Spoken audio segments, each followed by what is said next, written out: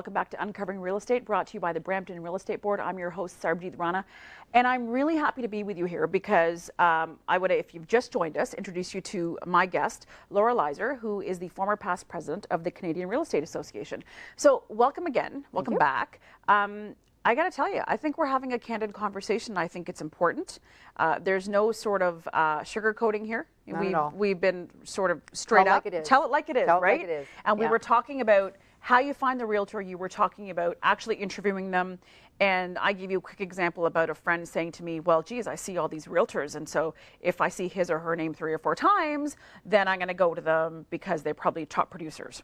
And then your comment was, that's one of the statements they might say, or the other statement was? Maybe they're too busy to work with me.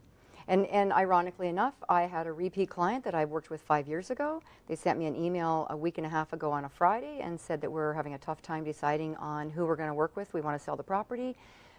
We loved you. You were so professional and so knowledgeable. We're really concerned that you're too busy.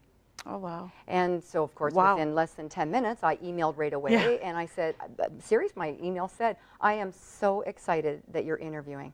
I'm very impressed that you're doing that. And I just went on to say exactly, you know, what exactly I offer, et cetera, and I'm working with them again.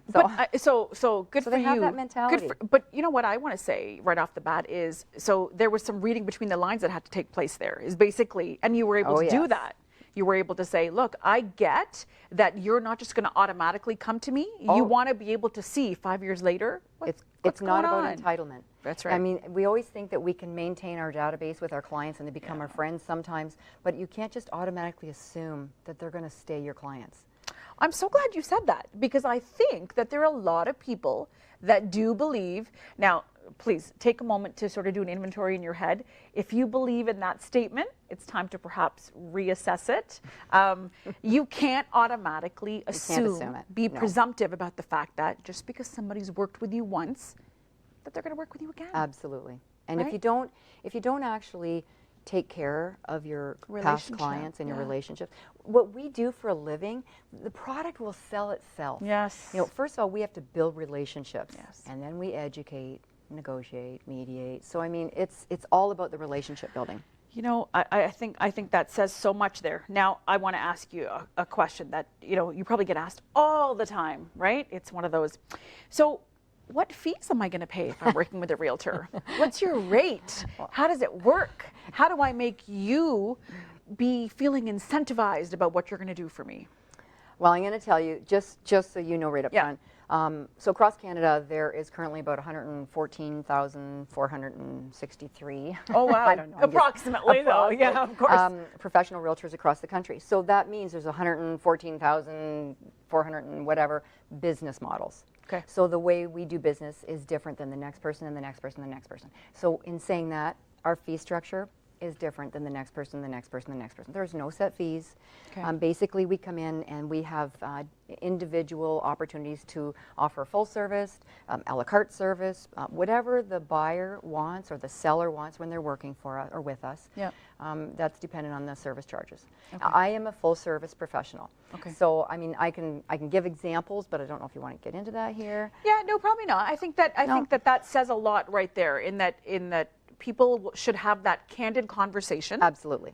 Right in the beginning. And if somebody comes in and says, they need to know this. Yeah. If a fellow realtor comes in and says, no, there are set rates and across the country, it's this. It's not. Okay. It's not permissible and it's actually not a reality. Okay. Okay. So then really, I guess we would be doing our viewers a favor if we say a little bit of knowledge is a dangerous thing. So really get your information from the horse's mouth. So do some research, understand, talk to somebody. So then it's not fair to say then that if your aunt's, nephew's, uncle's, sister-in-law says that that's the case, you shouldn't believe him. No, because for example, if I'm working with somebody brand new that I've never met, the service charges or the service fees or professional fees that I'm going to be charging them is going to be a certain amount. And then, but if I'm working with a repeat customer that I've worked with for I don't know how many times, they're the ones who put me in the position I'm in. Right. And so they're the ones who are not going to pay as high of a fee. Got it. It's like if you buy 5 vehicles from a dealership, I know I'm going to get a better deal on the 5 vehicles over the years. It's fleet, right? There's a difference. I mean, there's a difference. There's a difference. There's a difference. So that's very important to understand.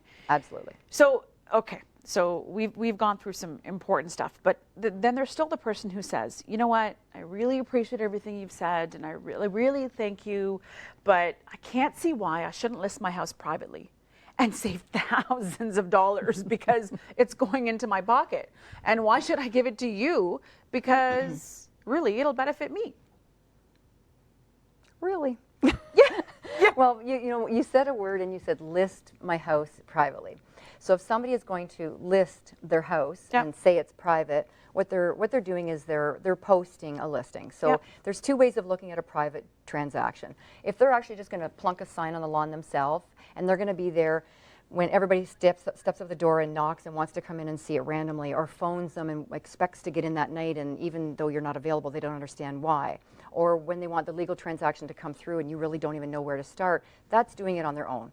But then there's the other private that you're referencing, and that would be where they're coming in and they're listing their property, they're posting it on a website through a brokerage firm. Okay. It's just a different business model. Oh, but then the homeowner themselves are the ones that you have to contact. Okay. So a brokerage is listing it, which is totally fine and totally legal. Okay. And but it just means that instead of contacting the brokerage, I am to contact the homeowners themselves, and I deal directly with the homeowners. Okay. Now, when I'm dealing directly with the homeowners, who do you think ends up doing most of the work? And doing all the background checking and all the due diligence. Yes. So when you think about they're saving thousands and thousands of dollars, if they're doing it on their own and they're just putting the sign on the lawn, are they really putting it out on the open market?